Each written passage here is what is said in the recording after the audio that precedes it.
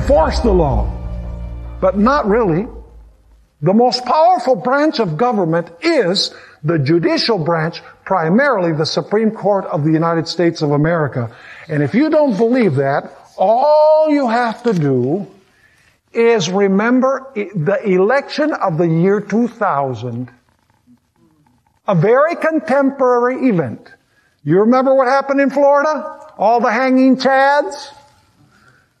Well, that'll stick in our memory forever. The fiasco of the hanging chads.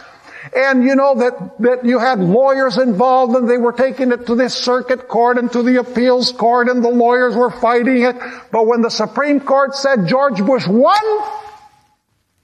case closed. George Bush became President of the United States of America. And actually, the Supreme Court elected the President of the United States of America. Now, this is the scary thing. The Supreme Court presently has 5 Roman Catholic judges. John Roberts, the Chief Justice, Antonin Scalia, Clarence Thomas, Anthony Kennedy, and Samuel Alito. Within the next 8 years or so, some of the more liberal judges on the Supreme Court, Justice Ginsburg, for example, it was just operated on for, I think it was pancreatic cancer. And so many of these more liberal judges are going to pass. What if we had 1 or 2 more Roman Catholics named to the Supreme Court? You say, well, the justices are red-blooded Americans, they're patriotic and they're really Christian. But Roman Catholicism teaches that your first loyalty is to the church. Whatever the church commands, that's what you do.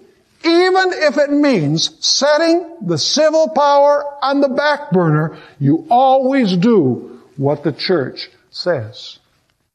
You see, the problem is many Protestants today are fascinated by the papacy.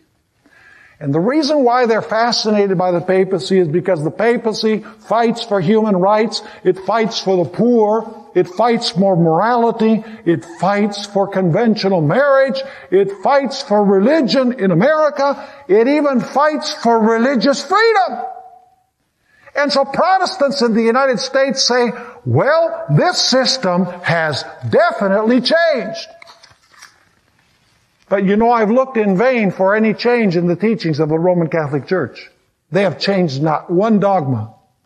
And as we looked at the book, The Keys of This Blood by Malachi Martin, he clearly expressed that the Roman Catholic papacy has the desire for geopolitical world power once again, as she had during the Middle Ages. In other words, she has not changed. She presents a new facade after Council Vatican II. But inside, she's the same. Behind the variable appearance of the chameleon, there is the invariable venom of the serpent. Now let me read you a couple of statements here from my favorite book on Bible prophecy, The Great Controversy.